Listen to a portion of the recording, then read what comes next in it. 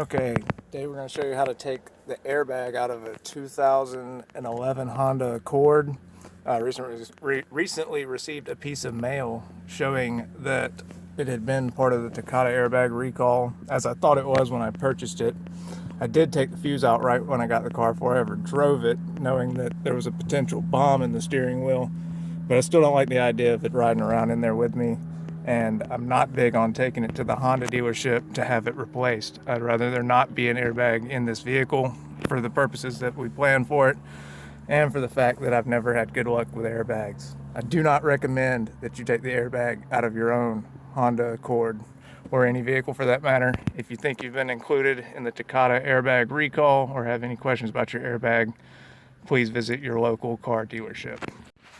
Okay, so first we have to take a Torx 30 to the sides here.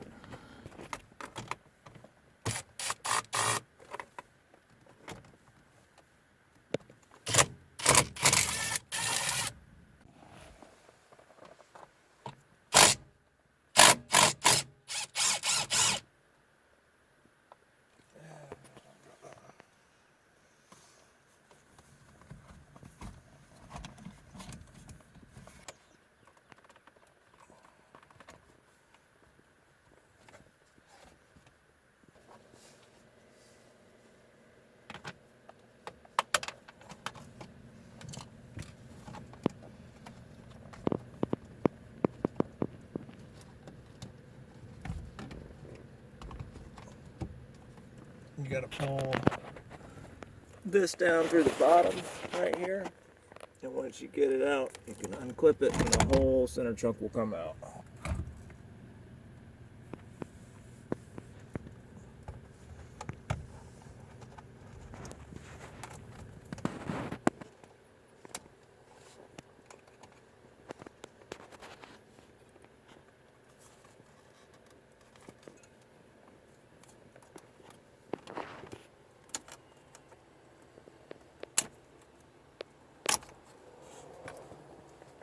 There it is.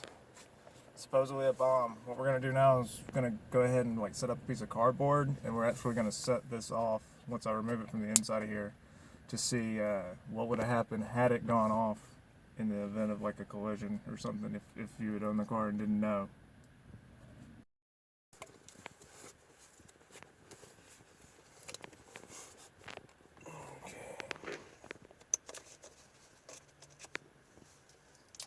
Boom, there's the said hockey puck. There's your death cap right there. That's the part that comes off apparently and cuts people and hits people in the head and causes grave, sometimes even deadly injuries. So it'll be interesting to see what it does. The propellant for this is actually ammonium nitrate, I believe, which if you don't know a whole lot about explosives and propellants like that, doesn't take much to know that it wouldn't be good for an airbag. Not only is it extremely volatile at all times, but it doesn't have a very good shelf life either. So the fact that they chose this to save money, it should have been a red flag from the start when someone mentioned using ammonium nitrate for a stored explosive. So we're going to put this part back in the vehicle so that it looks safe. That way there won't be any way to tell that that it's been altered, that the airbag's been taken out or anything like that. It'll look factory, which is the whole goal of this car.